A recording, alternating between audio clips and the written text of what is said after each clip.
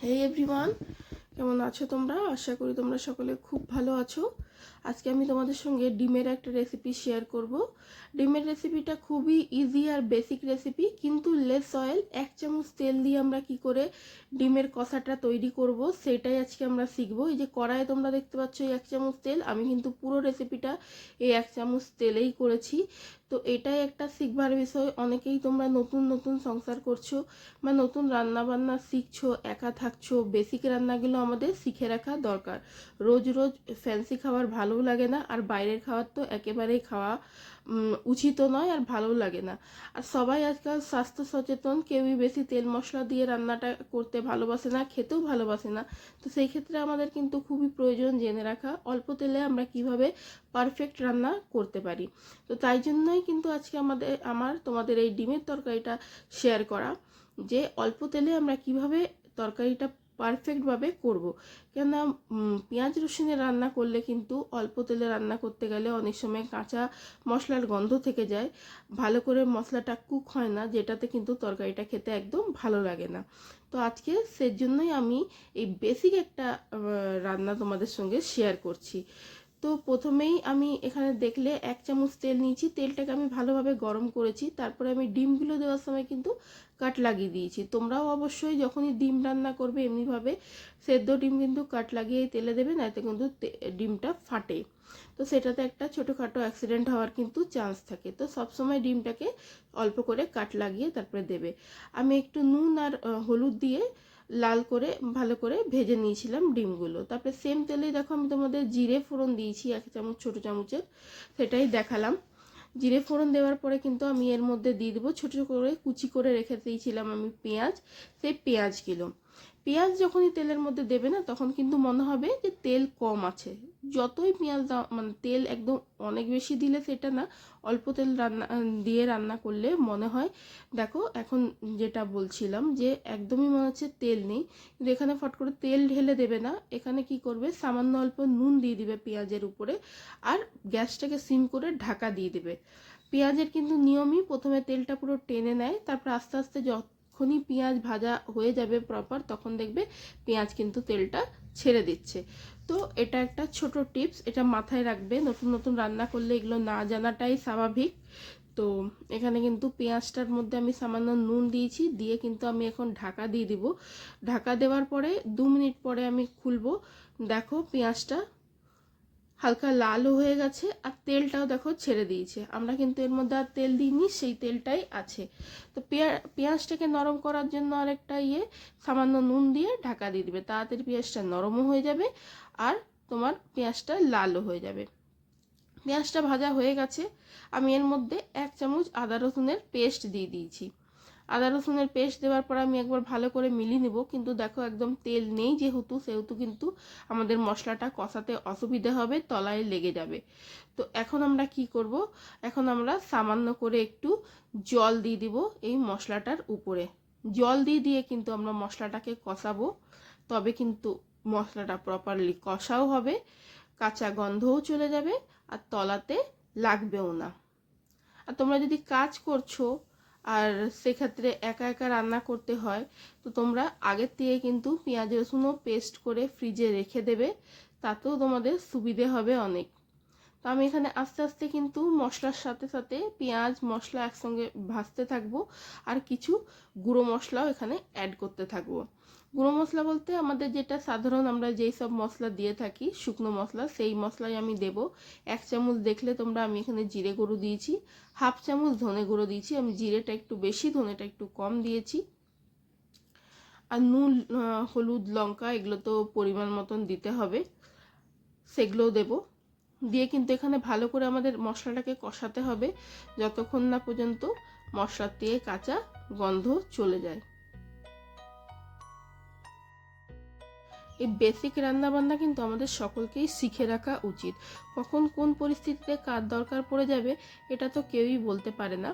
আর তার জন্য আমি কিন্তু রোজ যখনই রান্না করি না কেন তোমাদের সঙ্গে কিন্তু ছোট ছোট টিপসগুলো শেয়ার করি। এগুলো মনে হবে খুবই সাধারণ বিষয়, সত্যিই সাধারণ, কিন্তু যারা নতুন নতুন করছো তাদের জন্য কিন্তু এগুলো জেনে রাখা খুবই উপকারী। যেমনি এই দেখো আমি কিন্তু মশলা যাও দিচ্ছি সাথে সাথে কিন্তু অল্প করে জল দিচ্ছি। জল যদি না দাও তবে কিন্তু তোমার মশলা পুড়ে যাবে আর মশলাটা প্রপার কুকও হবে না। তখন তোমাকে অটোমেটিক বেশি তেল দিতে হবে, কিন্তু আমরা তো এখানে তেল বেশি ইউজ করব না, আমরা 1 চামচ তেলেই পুরো রান্নাটা করব। তো সেটাই কিন্তু একটা মস্ত বড় টিপস, যে প্রত্যেকবার যখনই তোমার মনে হচ্ছে যে মশলাটা শুকিয়ে যাচ্ছে তখনই কিন্তু তুমি একটু করে জল দিতে থাকবে, সাইডে একটু জল রেখে দিবে। আর যদি তোমরা একটু উষ্ণ গরম জল দিয়ে করতে চাইছো তবে কিন্তু টেস্টটা আরও ভালো হবে, তোমার মশলাটাও কুক কিন্তু আরও তাড়াতাড়ি হবে। তো আস্তে আস্তে কিন্তু আমাদের এখানে মশলাটা কুক হচ্ছে। তোমরা দেখলে আমরা এখানে কিছু বেসিক মশলা ইউজ করেছি, বিশেষ কিছু মশলা কিন্তু দিইনি। মশলাটা শুকনো মশলাটা কুক হয়ে গেছে, 2-3 মিনিট হবে।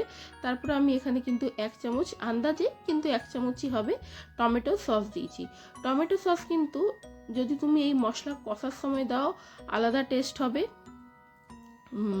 টমেটোর পিউরে দিলে যেরকম টেস্ট হয় অনেকটা ওরকমই হবে। আর যদি টমেটো সসটা তোমরা উপর থেকে দাও, মানে মশলা পুরো কুক হয়ে গেল তারপরে টমেটো সসটা দিয়ে জল দিলে, তখন কিন্তু টমেটো সসের যে গন্ধটা যেটা সেটা কিন্তু আসবে। তো দুটোর মানে মোটামুটি টেস্ট আলাদা হয়। তো তোমরা একবার করে দিয়ে দেখো, তোমাদের যেই টেস্টটা পছন্দ হবে ভালো লাগবে তোমরা সেই হিসেবে দিতে পারো।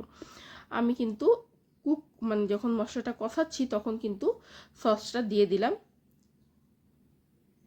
আমি এর মধ্যে টমেটো ইউজ করিনি, সেই হিসেবে আমি এখানে টমেটো সসটা ইউজ করেছি। আর যেহেতু টমেটো সস ইউজ করছি আমি কিন্তু এর মধ্যে মিষ্টি কিছু দিচ্ছি না।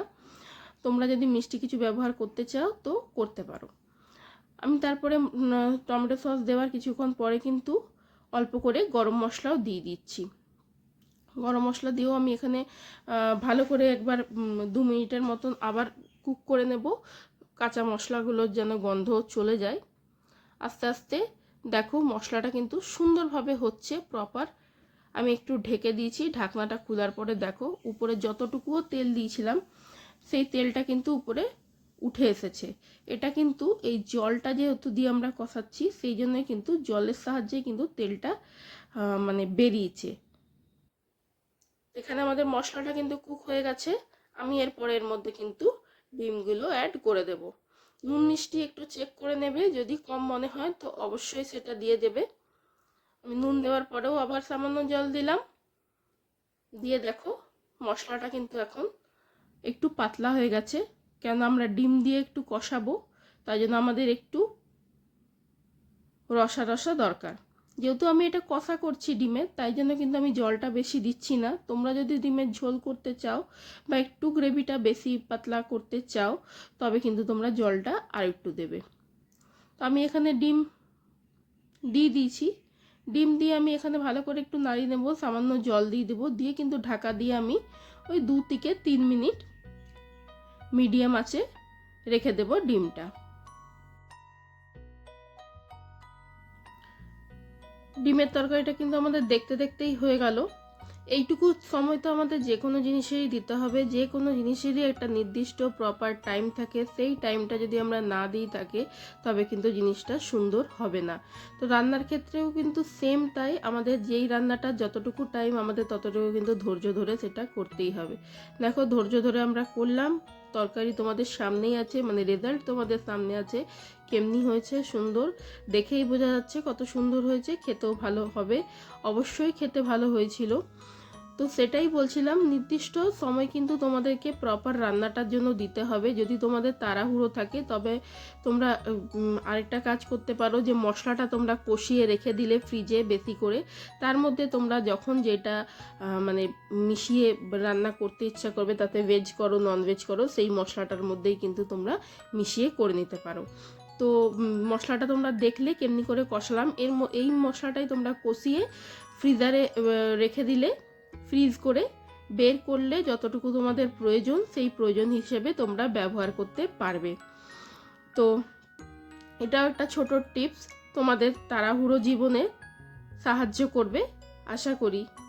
তো ভিডিওটা তোমাদের কেমন লাগলো, যদি ভালো লেগে থাকে তো প্লিজ লাইক শেয়ার করতে ভুলবে না, বেশি বেশি করে শেয়ার করো। সাবস্ক্রাইব যদি করোনি তো প্লিজ সাবস্ক্রাইব করো।